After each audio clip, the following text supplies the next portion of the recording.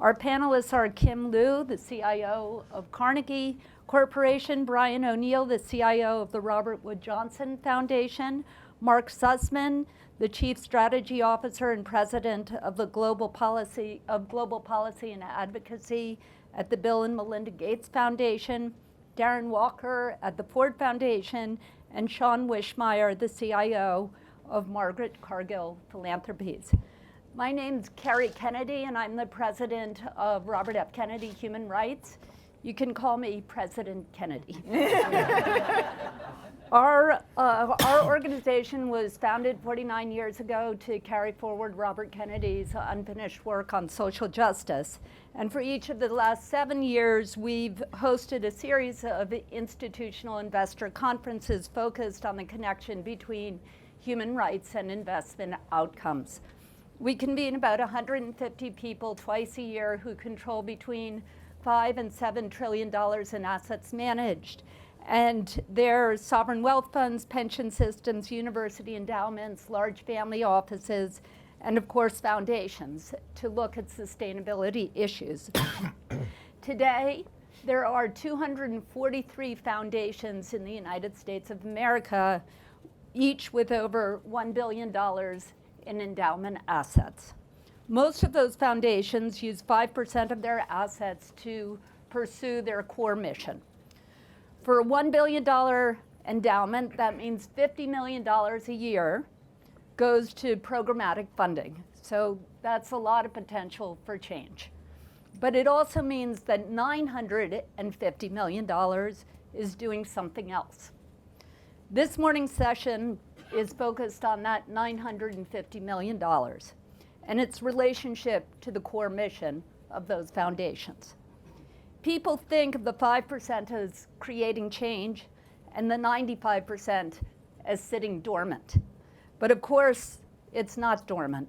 That 95% is either advancing your core mission, undermining your core mission, or neutral to your core mission. So let's agree that you want that $950 million to maximize risk-adjusted returns, to do no harm to your mission, and to the extent you can invest it in ways that advance your mission without compromising returns, that's preferable. This seems pretty incontrovertible, and yet it's rarely how foundations actually invest. And that's what today's panel is all about. And I'd like to just start with two examples of this.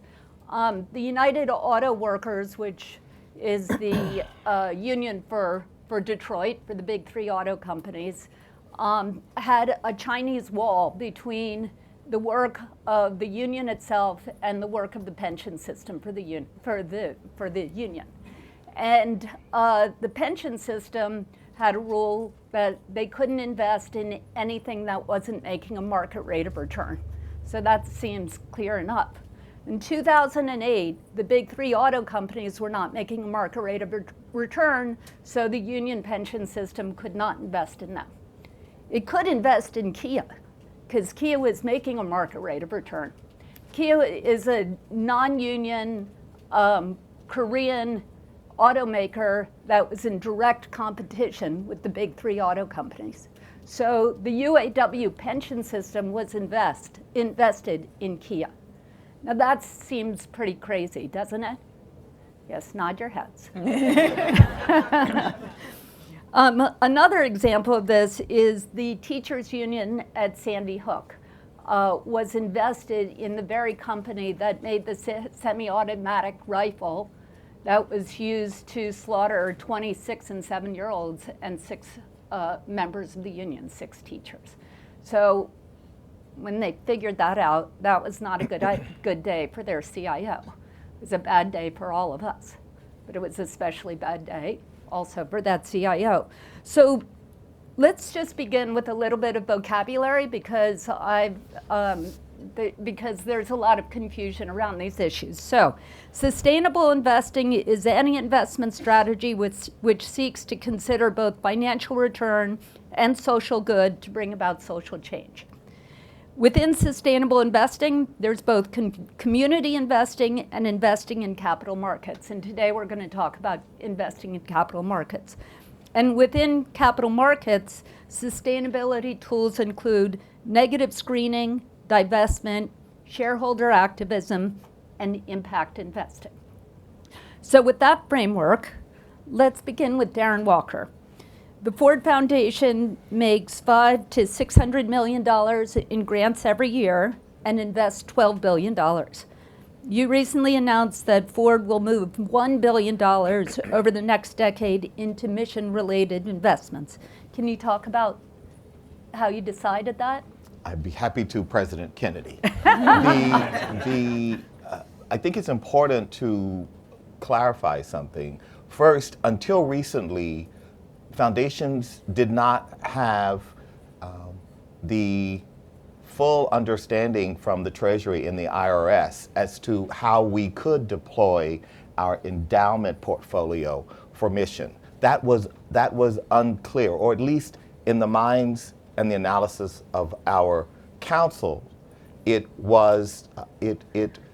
we would not be protected if we invested our endowment into social mission investments.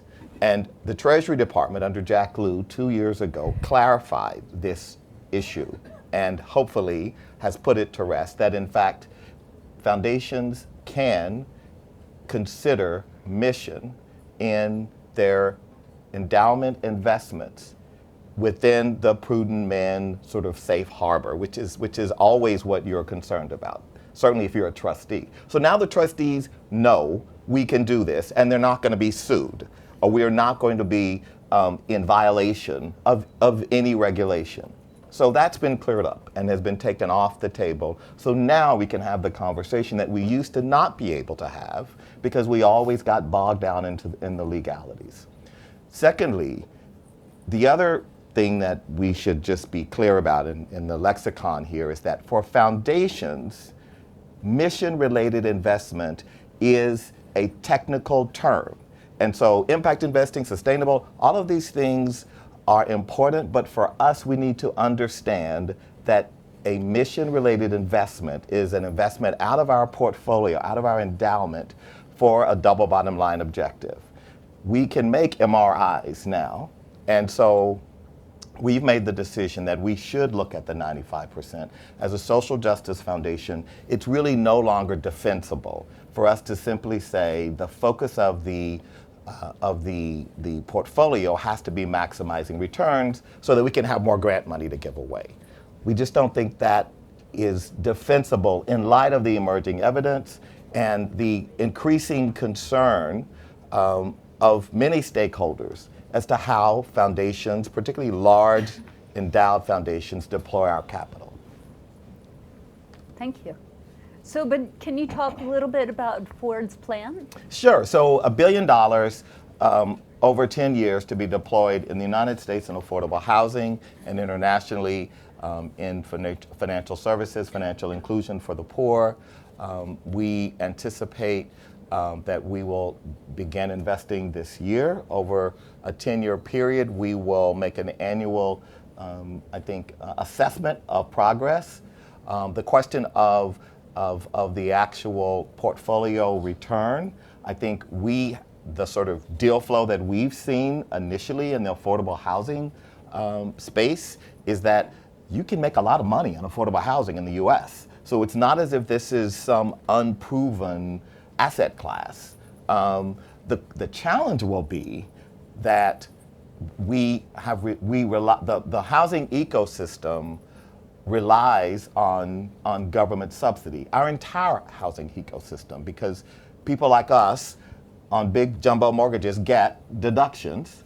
Low-income people, through tax credits and subsidy from HUD, get subsidized. Well, we should all be very concerned now about what's happening in Washington, because if the reductions that are planned in the skinny budget actually over time become a permanent feature of the housing finance system, it's going to be really hard to do affordable housing through public-private partnerships.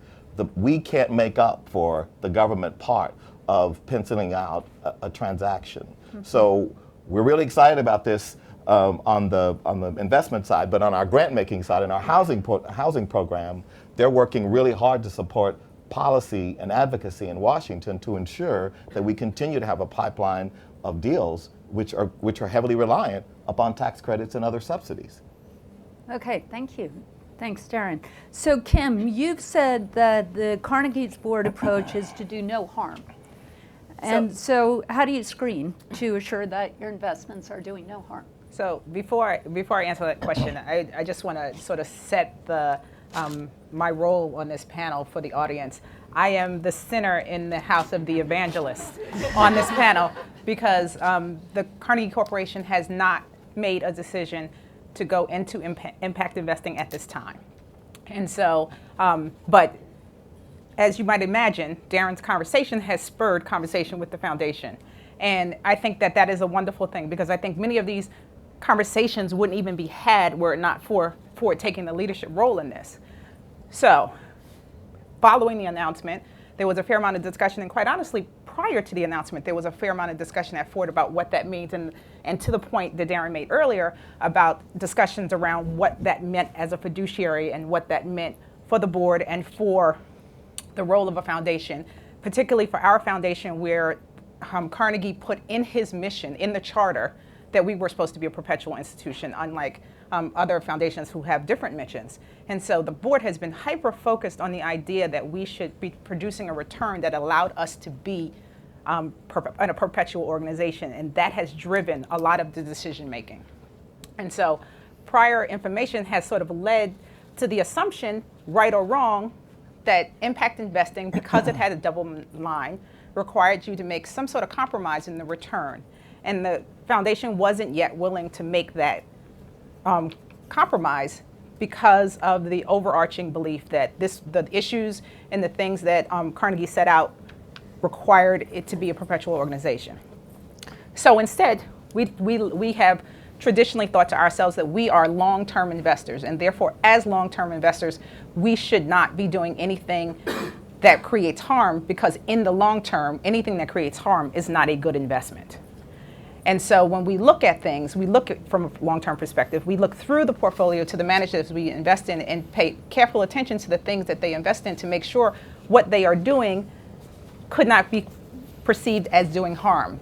Now, we invest through funds. We do not invest indirectly, which is another reason why right now the board has decided, the board and the president has decided they're not pursuing this because they felt that based on our mission, the type of things we would have to do would require direct investing, and we're not set up to do direct investing. So that said, we are paying very close attention to what happens at Ford, and we are hoping that they are successful in their endeavors and that we can learn from what they do. So basically, we are going to leverage Ford's money, but they're big. They have a lot of money. We can leverage off of their money. And we're going to take all the things that we've learned from what they do, and then we will implement a program. Darren, be successful. The weight of the world is on your shoulders. Please don't fail. Okay, so that's really interesting because your board has said they're skeptical of the impact investing because it might not make the market rate of return. Right. But that's only one of the tools. Right. So you could screen out. Yes. And you could look at other ways of making sure you're not causing harm. Like, are you investing in funds that, for instance, that have sweatshops? Right, which undermines your mission. Right. Or are you investing in funds that destroy the environment or that promote corruption? You know, so there's a number of other things to look at beside impact. And maybe I could just move this to you, Brian, because your fund has said we're just going to screen out some of the areas we're concerned with. That's right, so Kerry. Maybe you can talk about that. Yeah, why don't I give a little background. The Robert Wood Johnson Foundation has assets of about $10.5 billion, and our mission is to improve the health of Americans. And so a lot of our grant making focuses on the healthcare system. So we've always thought of the endowment as a key part of that mission and a very important resource. And over the years, we've said there are certain activities that the program area is really against. Let's not be doing that in our investment portfolio. And we're very proud of having been perhaps the loudest voice in terms of reducing tobacco in rooms like this and other places. And so for us to own stock and tobacco companies would really not make any sense. So we screen against tobacco, handguns, and alcohol, because we have had programs targeted directly at them over the years. And what we found is when we tell our managers what we're trying to do and why, they're very cooperative. And if they aren't very cooperative, well, we'll go somewhere else. So we really haven't had too much trouble implementing those screens. And if people want to hear the details, they can ask a question or ask me later. So that, we feel, is a very important part of aligning the endowment with mission. However, when you talk about other issues, Kerry, I'd maybe take issue a little bit with what you said earlier. 5% is going into mission. The other 95% is not really sitting idle. It's future mission. And we recently did an interesting calculation. The foundation is 45 years old. It was launched with a grant of $1.2 billion.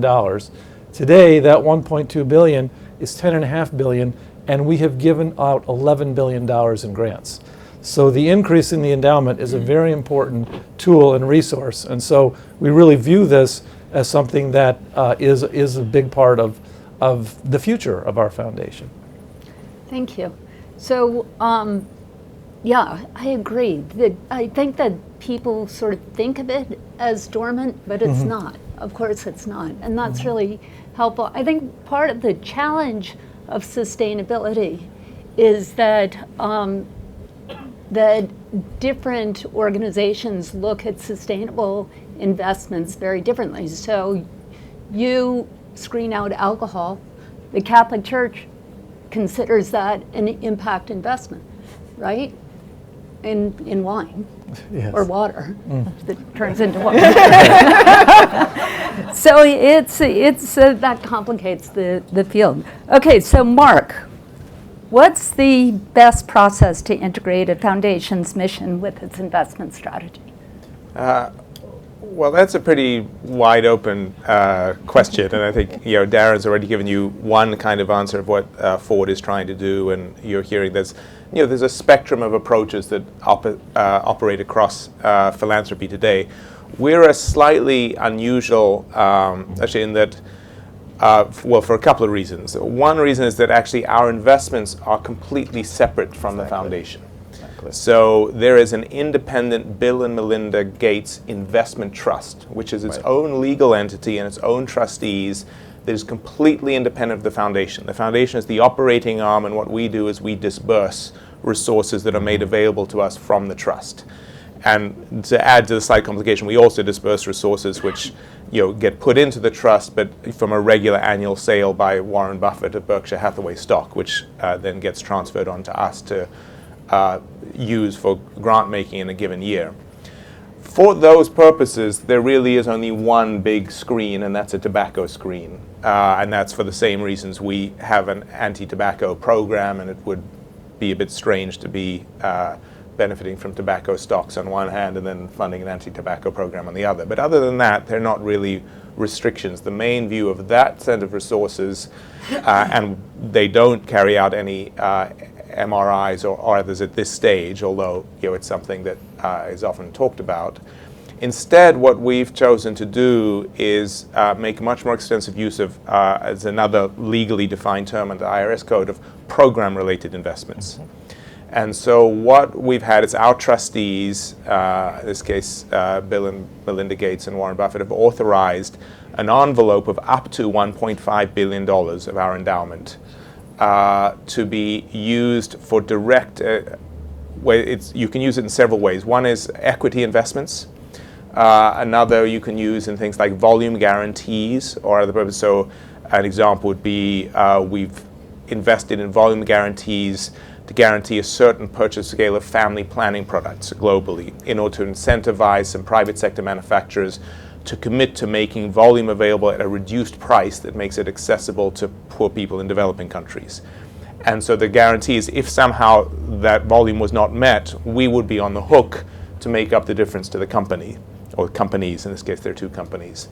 And in each of these we're also able to negotiate very specific terms on the edges. So we have a global access agreement, which is part and parcel of any investment we make, which actually requires any, and often this is important with biotech companies or others we might be investing in looking at health products, anything that's developed using our resources has to be made globally, publicly available for use by others. It's a public good, and that's to advance our charitable mission.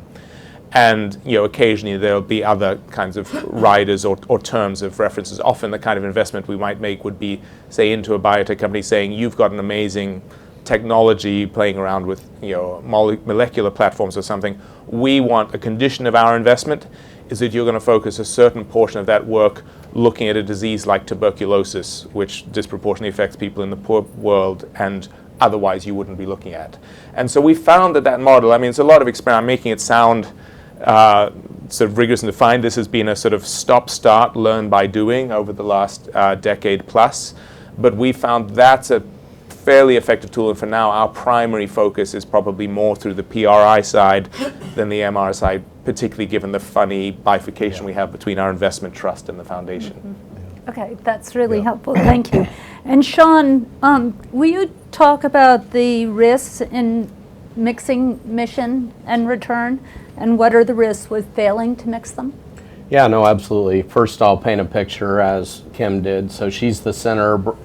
Brian slightly inside of that, and then we get Mark and then Darren, so I'll call you Pope Darren for announcing $1 billion. Obviously the heft of the Bill and Melinda Gates Foundation, and obviously President Kennedy, so I fall somewhere in the middle of that, puts us in perspective. But we do divest, so we divested some things like tobacco, upstream oil and gas, and some other items that are not aligned with our mission.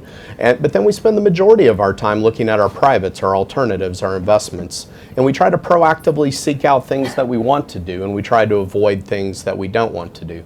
So in the context of Kerry's question, clearly the risk are something bad happens out there, or you're invested in something that you don't feel good about. Whether it's related to, a gun manufacturer at Sandy Hook or whatever the case may be, or they might be at odds, a group might be at odds with some of our grantees and what they're trying to accomplish. So we very much, again, try to not lock ourselves up into long-term relationships, whether that's private equity or other illiquid type funds with groups that we don't want to be involved in. But on the proactive side, we also do believe, and this is where my thinking has come a long way over the many years that I've been in this industry, that we can find good opportunities that both are copacetic with our mission and allow us to do good in the world at the same time. We are ruthless market rate people. We believe if something is at market rate, it shouldn't be in the portfolio. If it's not, well, we have grants for that. We have PRIs. We have other tools, other solutions to get at that underlying cause. So the risks are clear. You end up in a spot by not taking these things into account. You end up where you don't want to be. But on the flip side, you can do it. You can at least with a portion of your assets, be where you want to be. Now, our mission is rather defined, like it would be for any foundation. So our mission may or may not be relevant to various assets in the portfolio. So the one thing you got to be careful of, or we do, because we don't segregate out a portion of our assets, we view mission-related considerations in the entirety, is that we end up with the majority of our investments in particular areas. For example, clean water, renewable fuel, renewable energy, things that are consistent with our environmental program as an example. So once you fill up those buckets within your allocation, you can become a little saturated, if you will, for those type investments. So I'm not saying there aren't challenges, and I don't want to give you the impression that 100% of our assets, where we're able to be completely mission aligned, but where we can and where we're able to, we're very much focused on that. Every investment memorandum that we write has a section that talks about what this will or will not do to our mission, how it will impact us. So it's front and center in every discussion, right up there with rate of return. Can I just say on this, the point that you have assembled like the best people doing this work. All of these institutions are like amazing. And thank you to Milken. Thank you, Milken, because but I think the larger issue, because Mark is in a unique situation, because he's got a living donor, the larger issue is this sense of conservatism and risk averseness that permeates the culture of foundations. And even a foundation like Ford that is purportedly progressive, I mean, I know what it feels like to stand in front of a group of trustees who literally do not want to do what you want to do. And part of it is because people say things like, well, the donor had a point of view about how we should be using our investments, so someone said that to me, and I said, well, yes, I understand our donor's philosophy, but our donor was also an anti-Semite and a racist. So are we going to use that too as a part of the philosophy? In the sense of, we hold on to these rationales for why today, 2017, we allow 19th century thinking to infuse and imbue work that requires a completely different paradigm. Mm-hmm. And it's really hard because boards, and the challenge of a legacy foundation is that organizations and boards become, they talk about things like stewardship. And so things like stewardship become more important than innovation. So innovation was also a part of what the donor mm-hmm. was known for. Mm-hmm. And yet we've lost that because in order to be stewards and to ensure for future generations we exist, we minimize, or at least we contain our ability to experiment, to fail, and hopefully to create new ways in which we can use all of our assets. Because the reality is the problems that we seek to solve will not be solved by spending 5% on grants. Right. I'm sorry, it is, and so for a grant-making foundation, that's kind of hard, but they're not.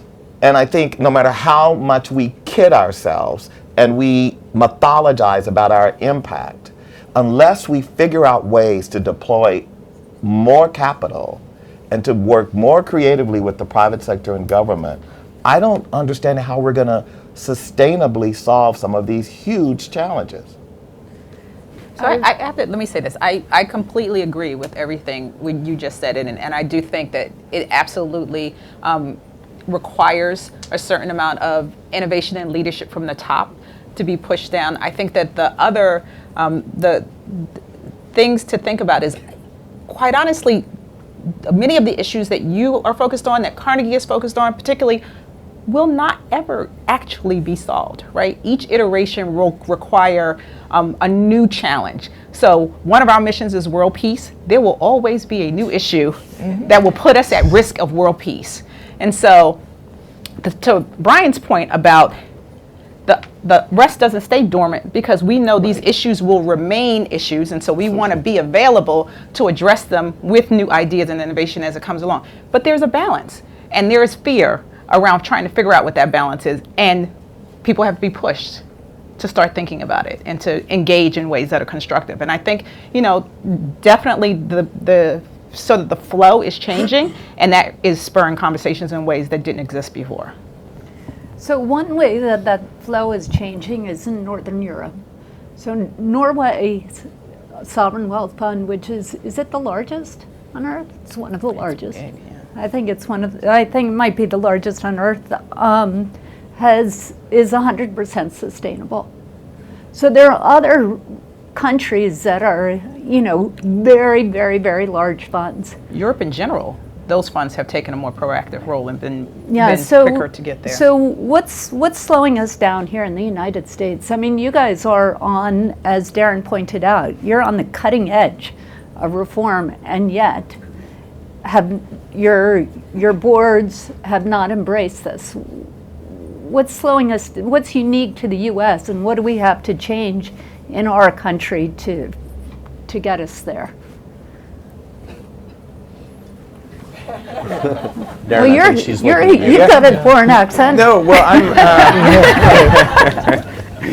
I was just thinking, so when we have discussions with the Norwegian Sovereign Wealth Fund and others, and it's interesting, it shows you how complex the issue is, because they have a certain set of definitions of sustainability, and I think that's important. But to do a different example, one of the discussions we've had loosely with the Norwegian is there's a big shortfall of capital to try and invest in Africa generally. And it's capital that should be able to generate, and they're good projects, a very reasonable rate of return. In fact, a bit of trivia, investing in sub-Saharan Africa has the highest rate of return of any geographic region on the planet.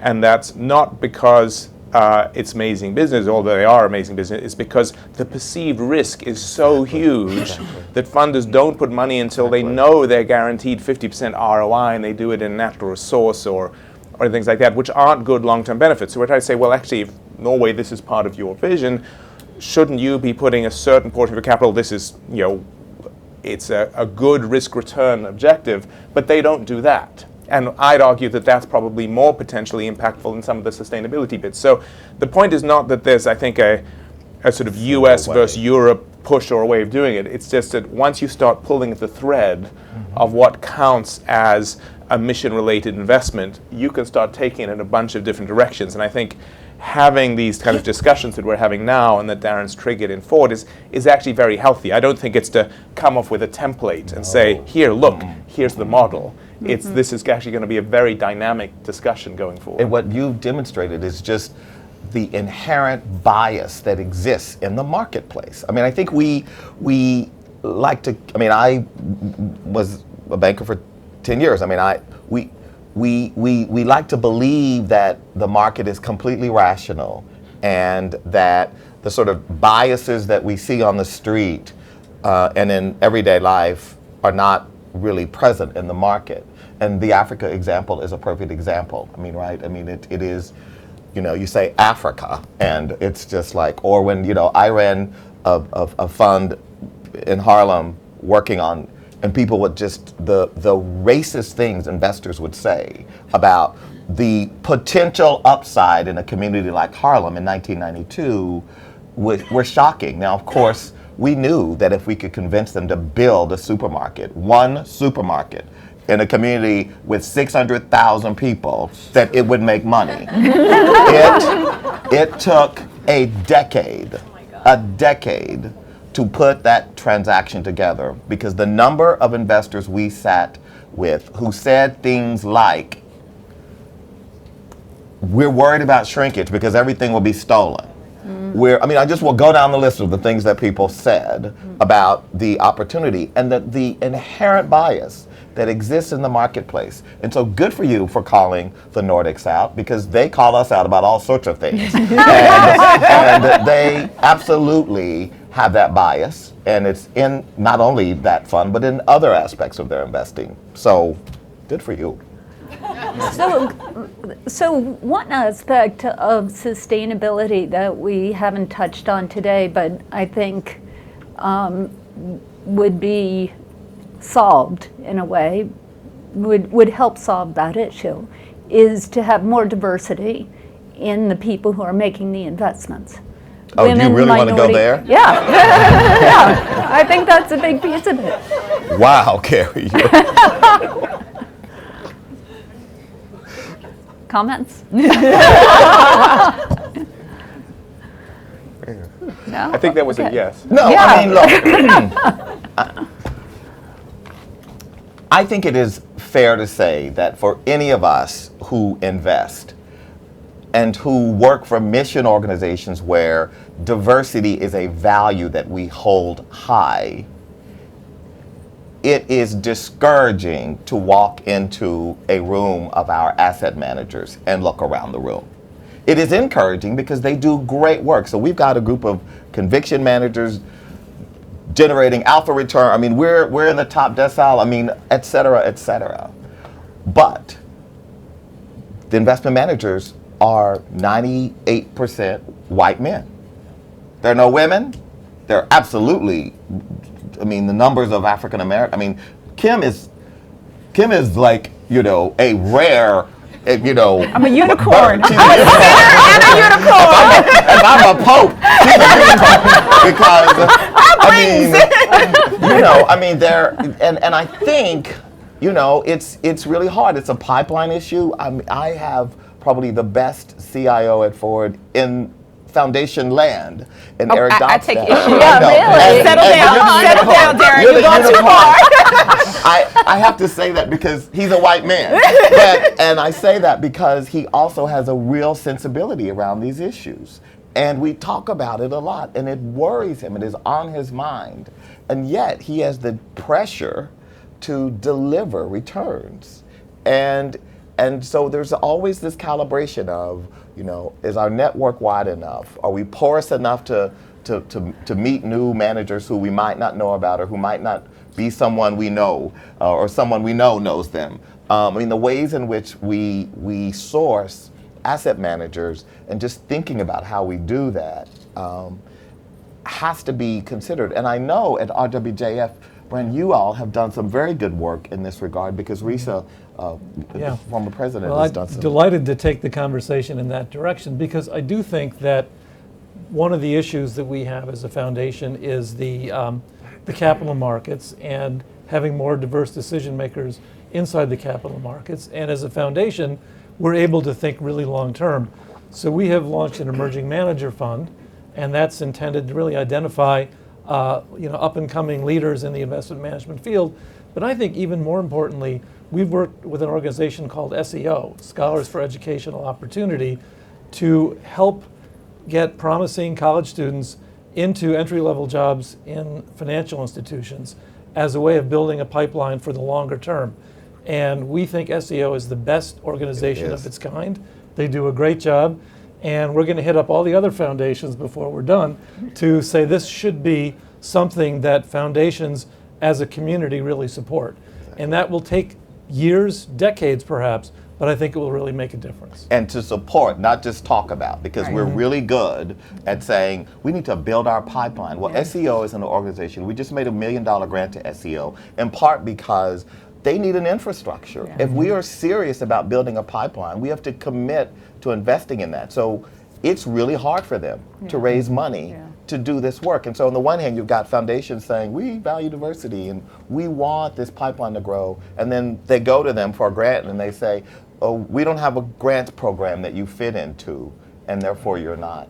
Well, I would say Carnegie doesn't have a grants program that it fits into, but we also made $1 million grant to them because we do think you have to commit to making sure that there is a pipeline and there is access, especially because we think returns actually get better with a diversity of opinion ideas. And so it is important for us to have access to diverse managers, just like we wanted to make sure we had access to a diverse team because we think it makes returns better. So similarly, I agree with absolutely. And then you made even bigger grant to SEO. Yes, well, we made a substantial grant, and a big part of it is for that infrastructure building. They could have a better alumni network. Exactly. But every year when they're raising money to keep the doors open, there's not a lot left over to build that alumni network. So a big part of our funds is going to go to help them have a stronger alumni network so that it'll be a lifelong resource for people. Yeah. Kerry, the only thing I want to add to that, whether it's diversity or availability of impact type investments, we say this every year in these Milken panels, right? And I believe it each and every year. This room gets fuller, there are more faces, different people, different organizations, more abundance of opportunities coming through. So I see the wave moving. I think these change initiatives take many, many, many years, but the availability of organizations focused on each of these things has increased. At least I feel that way. I feel like we're moving in the right direction and we're getting there. It's just not as quick as what some people might want. So. Well, I have to say that this room is pretty good, but this room does not look a lot like the rest of this conference. And I think, I think that the quest is to make the rest of this conference look more like this room does. Okay, so we have some time for audience questions, comments, and I'm gonna start by calling on a member of the audience. Frank. Frank, will you just stand up for a second? And I'd love to hear what your reaction is because you could be on this panel. Well, no, I couldn't actually. I couldn't because you mentioned $250 billion of capital that is out there. But that is $250 billion of endowment and foundation capital. So take the 15 or 20% that is foundation related and mission related, and then take an organization like ours, which is an endowment related. And here are two questions that I might ask you, which is, Darren, you've spent a lot of time talking about cultural organizations and diversity at cultural organizations and what should be happening. How do you suggest a CIO where we don't necessarily have the same type of mission that all of you all have, but where we may want to be doing the exact same things that you're talking about doing, and you go to that same investment committee? How do you recommend that the endowments, the Harvards, the Yales, the Princetons, all of the organizations that we're talking about, how do you recommend that you push forward those types of programs for any of you all? And I should just say that Frank is the CIO of the Museum of Modern Art in New York, so thanks. Well, thank you, Rocky, as always. Good question. So I think the larger issue of endowments is something that we will be hearing more about. As many of you know, for the first time we had hearings for university endowments this 2 years ago, and then again last summer. And I think the reason for that is there is greater scrutiny in the environment in which we live today in the United States of piles of money growing at really quite accelerated pace, and questions about who's being impacted by that. So, and it's my view that part of that is because the drive to grow, the competition and ego that is involved in all of these elite institutions. Harvard is the greatest and the biggest, and Yale worries about Harvard, and Stanford wants to catch up with Yale, and Princeton wants to be bigger than Dartmouth, and all of that I think is very unhelpful. And the growth of this, and this is why there was such a strong sentiment expressed by an organized group of Yale alums who want to understand both how much is actually being spent to increase affordability and access from the endowment returns. So how much is actually being spent to make college cheaper for students? And then how are we investing the portfolio? And I think part of the challenge is that our trustees are part of these elite systems and networks and are very competitive people. And they are successful because they are very competitive. And so how to, for me as a CEO, that certainly is my investment committee, and how to engage with them in a way around what gets them excited, which is growing the endowment, but also growing it in a way that serves our mission is a really nuanced thing. So it's hard. There isn't a template that says part of it is going to be pressure, part of it is going to be elite institutions. All of us are going to be scrutinized more, criticized more, and there is more skepticism about us than there ever has been. And so how we respond, if we respond by simply putting our head in the sand and saying, oh, this too shall pass, I think it would be ill-advised to do that. And so I believe, not just for political, but for real impact reasons, we've got to change. That's helpful, and let's go to the chair of one of those big universities right here. Nelson is the chair of the board of George Washington University. Hi, thanks, President Kennedy. You can ask a question, but we might put you on the spot to respond to this how as high well. our tuition is. So we have, by the way, only people that can afford that pay that, and that's a big problem with the way that the pricing system works. But So part of the challenge with endowments is payout rates. We pay out at north of 5% like a foundation. Most of the large endowments don't. Okay? And that's a big challenge because they can't find anywhere to put the money that's local to them. My question, though, is we find in a university, we have our mission, but we also have constituents. And our constituents, largely students who have been re-energized and are finding their voice, want us to divest from basically everything. Right. Fossil fuels, they want us to divest from Israel, and we are met with a list of these things every year. The challenge we have, and the thing I'd like to ask the panel is, how do you manage both being responsible with not putting yourself in a position where every time 4 people with signs show up, all of a sudden now you're limited in terms of your investment capacity or where you can put money. So we've got this dilemma as a board to say we've got $2 billion in assets in our endowment.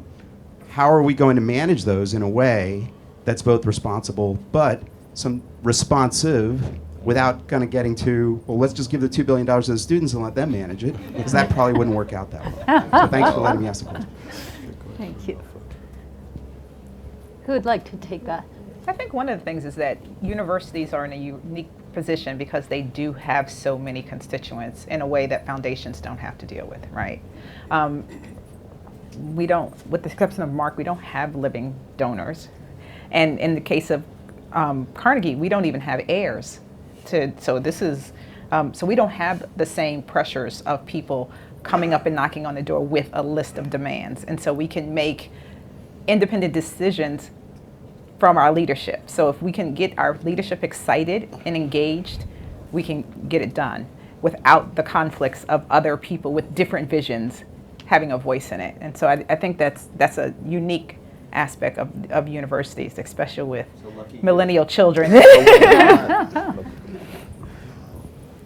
Anyone else want to? Yeah, I Shawn? couldn't have said it better than Kim. I mean, but it allowed us, we just went through divestment questions this year because we had time as a private foundation to reflect upon it ourselves. So, we did what you would do, I think, without people standing there with a sign. What are the potential costs? What's the impact? Where do we draw the line? Because you're right, if you said no energy companies ever, you'd cut out a very, very large swath of the investable universe. So, we worked hard to use a very structured methodology.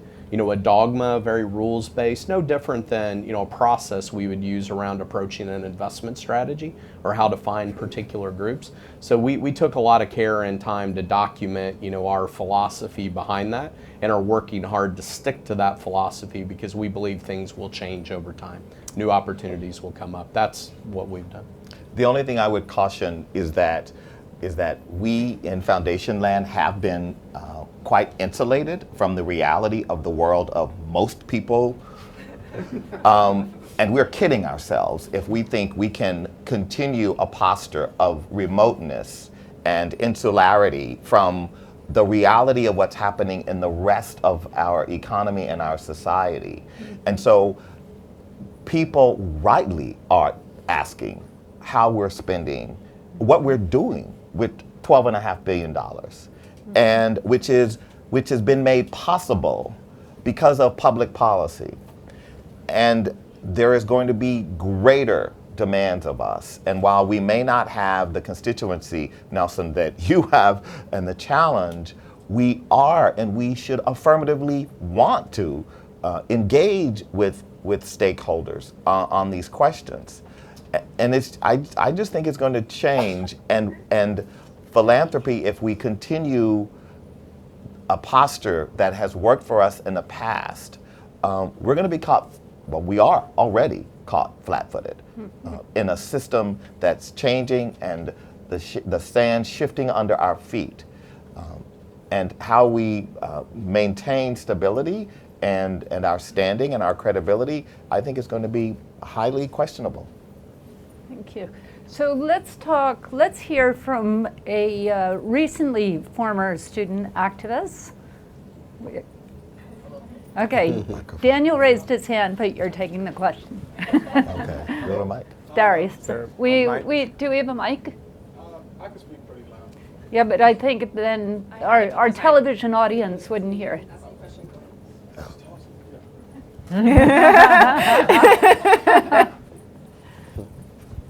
television audience. So if I know we have the entire clergy, we have the Pope. I guess you can consider my partners and I the altar boys for a number of different reasons. We started a nonprofit, Good Projects, in our last year of Darius, college. just hold that a little bit higher. Is this good? Thanks. Good. Thank you, Great, President thanks. Kennedy. So we started a nonprofit in our senior year of college, and none of us come from much. We all experienced certain levels of poverty growing up. And I say we're altar boys in the sense that we had an interesting opportunity to start this nonprofit, but we saw in our first year we didn't have much money at all. And we were lucky in the sense that we were able to get a grant that was able to cover a few of our initial costs. But when we speak about startups, in the sense, we never really truly look at nonprofit organizations. And what you see is a trend in the nonprofit space, especially with younger organizations, meaning the people at the helm, is that you either have people that have mommy and daddy's money that can support them out the gate, or people that go to a more for-profit solution that can then go to an incubator and get the $100,000 investments, and they can do that. For us, we decided to go the opposite route, and we did have our struggles out the gate. So I asked to the foundations and foundation land, what can young organizations like ourselves that don't necessarily have the family and friends backing, what can we be doing to be able to garner more foundation support to help us cover some of those initial costs out the gate? And maybe I could just add to that, because one of the things you guys are doing, you're an anti-poverty organization in Washington, but you also have a for-profit arm that's looking at investment assets and assessing their human rights. Yes, ma'am. So we do work Compliance. In poverty alleviation and as well in the juvenile justice space. We had some time to spend with President Kennedy yesterday to discuss those things. Okay, you have to stop calling me that now. It's Kerry, please. So I would just say on this point, because I know I want to answer your question, and I know the nice lady back there who gave me the microphone was in the queue too. So I want to, but I think that that the thing that you have going that gives you an advantage in the marketplace is authenticity, and a lived experience that speaks to the mission. I will say that. There was a time when, in my professional career, when I thought that because I grew up poor and black and I was gay and all of these things, that it was actually a disadvantage. The fact that my background has, I believe, enhanced my ability to do my job better. And I think it is, when you look at the landscape of organizations doing anti-poverty work, working with youth, sadly, there are not a lot of organizations that are led by young black men. So that's not going to garner more money necessarily for you. But I think we have learned enough to know that credentialed knowledge and goodwill to want to do noblesse oblige will not solve the problem. You need voices and perspectives and lived experiences that reflect the authentic challenge. And it's something that I think more of us are recognizing. And while a foundation like Ford, because of our size and the way in which we don't fund a lot of small, $300,000 a year budget organizations, just because we fund intermediaries to work with smaller organizations. I think you can present a case that would be very compelling. So, yeah. And maybe I know we're in one question, and we're straying a little bit from the sort of main topic, but I just think this is something that I've thought a lot about, and we've challenged ourselves a bit at the foundation, saying, in the end, while there are good rationales because of the size we operate in to work through intermediaries and others, when you take a step back, even if we have a diversity of program officers, we don't necessarily have a diversity of opinions and grantees. If you look back in aggregate, we'll often be giving to the same groups. Often they're very good, capable groups. I don't want to do anything against them. But you lose, and this is both, whether it's domestic organizations like yours working on some domestic poverty or education issues, or in our case also a lot of developing country organizations where these are challenging, small, grassroots organizations which don't have a lot of capacity, don't have a lot of knowledge. And any given 1 year, there's always a good reason why we can't fund them. Over a 3-5 year period, you're actually damaging the ecosystem that's going to make transformational change. And so I think that's a wider issue that we have to keep confronting as a community. Thank you. Okay, so we get one last question. Sorry, guys. Thank you, Amy Christensen, Christensen Global and Sun Valley Institute. So as you get more and more of those pressures on you to shift your endowments, one way to address development of the vehicles that you need are emerging market managers, the funding that you're doing there. I'm wondering to what extent you all are deploying grant resources to help seed the vehicles that you need to help you to diversify your portfolios and align them with your philanthropic goals. For instance, I work in the climate and energy arena. We've divested our family foundation. We're almost totally divested across our family office.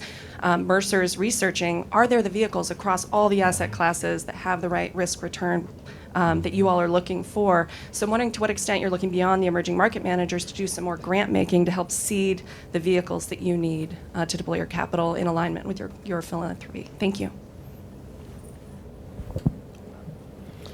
Yeah, I mean, we have a grant making program that does that seeks to do that. So we, because we believe that we need to seed, and there has to be a set of infrastructure players. The B Corp nonprofit umbrella, SASB, the Global Impact Investing Network, IRIS. I mean, there's a long list of organizations that are a part of that ecosystem that are helping to seed it, to help catalyze, and to build some infrastructure around it. But the challenge is that even for the foundations doing impact investing, there's not a lot of grant funding for the kind of activity you're talking about, and there needs to be. Yeah, we certainly are interested. There's a lot of interest in sustainability indices, and some of our folks are working with them to build more health-oriented issues into those indices. So because that's our background, it's our programmatic focus, we're doing that. Okay, so I think we're out of time. I want to thank our panelists for your comments today, and also for your commitment, for everything you're doing to make our world more just and peaceful. And that's not easy, and you're out there doing it. So I pay tribute to you for that, and to our audience for coming, for your interest in this. As Darren said, there's going to be more and more scrutiny. And I hope that everybody in this room who has capacity to demand that scrutiny, that you'll demand it. And everybody in this room who has resources to direct, I hope you'll also think about how those impact human rights and women and people of color and all the other ways that we need to make our world more just and peaceful. Thank you. Thank you.